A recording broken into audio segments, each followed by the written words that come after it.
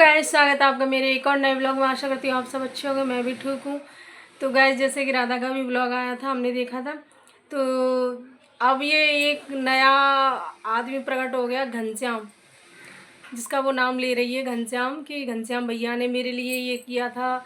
मतलब मेरी बेटी की शादी करवाई थी और नल भी उन्होंने ही लगवाया था। तो भाई ये अब घनश्याम कहाँ से पैदा हो गया? आज तक 1-1.5 साल हो गए उसको नल को भी लगे हुए, 1 साल रश्मि को मरे हुए हो गए, 2-3 साल कम से कम उसकी शादी को भी हो गए। तो आज ये नया घनश्याम कौन आ गया भाई? हमें तो बड़ा ताज्जुब है। इसकी ज़िंदगी में ना कभी घनश्याम, कभी नितिन और कभी बबलू, पता नहीं कितने कितने आते रहते हैं। तो एक और आ गया होगा घनश्याम भैया कोई, मैं नहीं पता।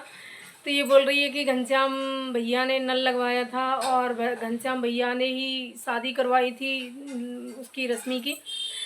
जब घनश्याम भैया ने शादी करवाई, नल भी लगवा दिया, सब कुछ करवा दिया, तो भाई वो एक कमरा भी बनवा लेती उनसे, कह देती कि भाई 50,000 रुपये और दे दो। जहाँ आदमी 2 लाख रुपए दे रहा है शादी के लिए और नल भी लगवा रहा है 20-30 हज़ार रुपये का, तो कम से कम एक कमरे के लिए 50,000 रुपये और नहीं दे सकता? दे सकता है ना। तो 50,000 रुपये और ले लेती, एक कमरा बनवा लेती। उसके बाद जब तूने अपना चैनल स्टार्ट किया तब भी तेरे घर कैसा था? तूने अब तेरी यूट्यूब की कमाई आने लगी, उससे तूने अपना थोड़ा बहुत बनवा लिया है। नहीं, जब रश्मि थी तो तब भी ना कैसा था तेरा घर? हमने देखा था तेरा घर कैसा था। तब भी तू उस पर ऊपर झोंपड़ी पे वो डालती रहती थी। देखो, मैं तो ये कहती हूँ किसी की भी झोंपड़ी ना रहे, सबके अच्छे घर बन जाए, लेकिन जब तू किसी का एहसान नहीं मानती ना तब गुस्सा आता है तेरे पे। नहीं, जब शिवानी ने ये सब किया, हमने सब ने देखा है, ऑडियंस ने, तुम्हारी ने देखा है। और जिस ऑडियंस की तुम बात करती हो, बार बार गुहार लगाती हो, मेरी ऑडियंस मेरी ऑडियंस, तो ऑडियंस की बदौलत ही तुम बढ़ रही हो, ऑडियंस की बदौलत ही सब बढ़ रहे हैं। तो ऑडियंस तुमने खरीद नहीं ली है। अगर तुम अच्छा बोलोगे अपने उसमें ब्लॉग में, सही बोलोगे, सच बोलोगे, तो वो तुम्हारा सपोर्ट करेंगे। और तुम झूठ पे झूठ, झूठ पे झूठ बोले जा रही हो, झूठ पे झूठ बोले जा रही हो, तो ये तो गलत बात है ना। तो झूठ, इतना झूठ मत बोलो कि जैसे कि ऑडियंस तो अंधी थी, उसने तो कुछ देखा ही नहीं, है ना। तो जब वो घनश्याम भैया कहाँ चले गए थे, जब तुम्हारी झोंपड़ी में पानी वो हो रहा था, तब तुम कह रही थी मैं पानी इधर से भी आता है, मैं उधर से भी आता हूँ, ऑडियंस से सपोर्ट मांग रही थी, तुम कह रही थी भाई मेरा सपोर्ट करो जिससे मेरा घर बन जाए, मेरा वो बन जाए। तब कहाँ थे तुम्हारे घनश्याम भैया? तब क्यों नहीं बनवा दिया उन्होंने एक कमरा? जब वो नल लगवा सकते हैं, तेरी लड़की की शादी करवा सकते हैं 2 लाख रुपए में, और तेरी हर तरह से मदद कर रहे थे वो, तो फिर एक कमरा क्यों नहीं बनवाया उन्होंने? तब ऑडियंस से मदद क्यों मांग रही थी कि ऑडियंस मेरे लिए ये कर दो, ऑडियंस मेरे लिए वो कर दो?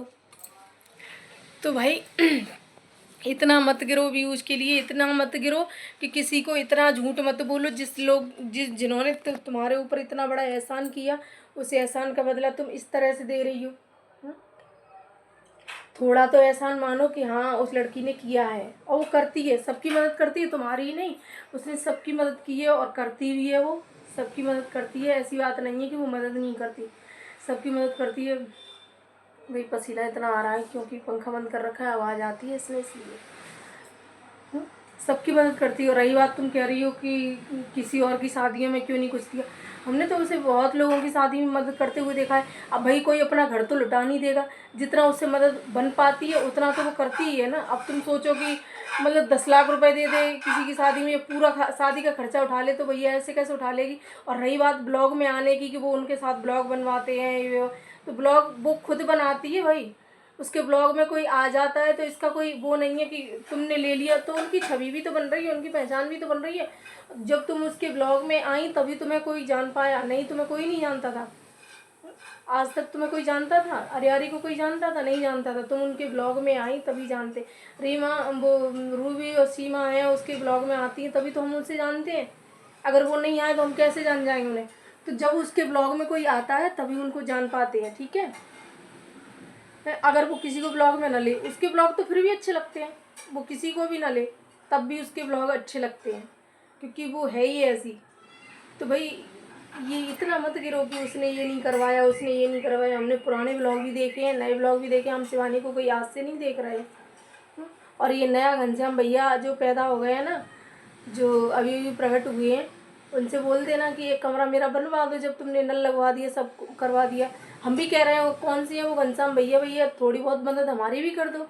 जब तुम सबकी मदद करते हो तो उनकी भी मदद कर दो। और दिल्ली में वो कहाँ रहते हैं, मैं भी दिल्ली में ही रहती हूँ, कहाँ रहते हैं बता दो भैया, हम भी मिल लें उनसे, हम भी पूछ लें, भैया थोड़ी बहुत मदद हमारी भी कर दो। मेरी भी बेटी है, शादी के लिए उसकी शादी कर दो, थोड़ा बहुत तो कर ही दो।